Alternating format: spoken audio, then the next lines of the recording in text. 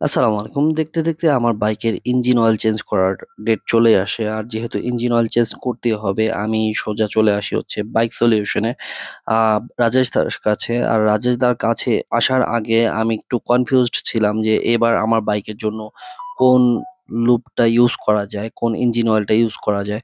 যেহেতু আমি সিনথেটিক পণ্য ইউজ করি আর আমার পিএলএস লুব্রিক্যান্ট ব্র্যান্ডের কোনো সিনথেটিক পণ্য নাই।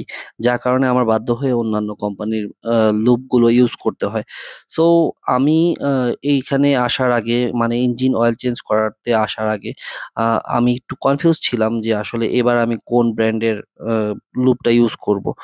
সো আমার ফ্রেন্ড রাজন আ সে যেহেতু মোটুলে আছে যার কারণে সে আমাকে বলে যে আমি কেন মোটুল ইউজ করি না। মোটুল কেন আমি আমার গাড়িতে ইনস্টল করি না। সো আমি তাকে বললাম যে আসলে আমার এই বাইক জার্নিতে প্রায় ৭-৮ বছর লাইফে আমি আমি যতদিন ধরে এই বাইক জার্নি করি আমি কখনোই মোটুল ইউজ করিনি। এটা শুনে সে রীতিমতো অবাক। আমি জানি না আপনারা বিশ্বাস করবেন কিনা। কারণ বাজারে এত পরিমাণ হচ্ছে মোটুল নকল পাওয়া যায়। যার ফলে হচ্ছে আমি কখনোই মোটুলটাকে ইউজ করি নাই। যেহেতু রাজন আরএম অটোমোবাইলসে হচ্ছে আপনার সেলস এবং আ মার্কেটিংটা দেখতেছে।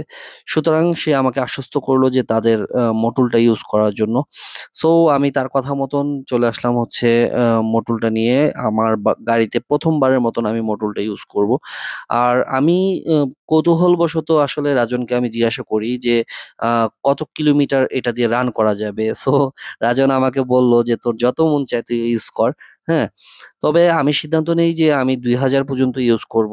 আর আপনাদেরকেও বলছি যে আপনারা মোটুল কিনার আগে ভালো করে আরএম এর স্টিকার এবং হচ্ছে স্ক্যানিং করে ভালো করে এটা অরিজিনাল কিনা সেটা দেখে কিনুন। কারণ আ বাজারে এত পরিমাণ নকল পণ্য পাওয়া যায় যার ফলে হচ্ছে আমরা অরিজিনাল পণ্যটা আ না ইউজ করেই আমরা একটা পণ্যের উপরে আসলে ব্যাড একটা কমেন্ট করে দেই। সো ভালো থাকবেন, সুস্থ থাকবেন আর আমার চ্যানেলটাকে ফলো করবেন। আসসালামু আলাইকুম।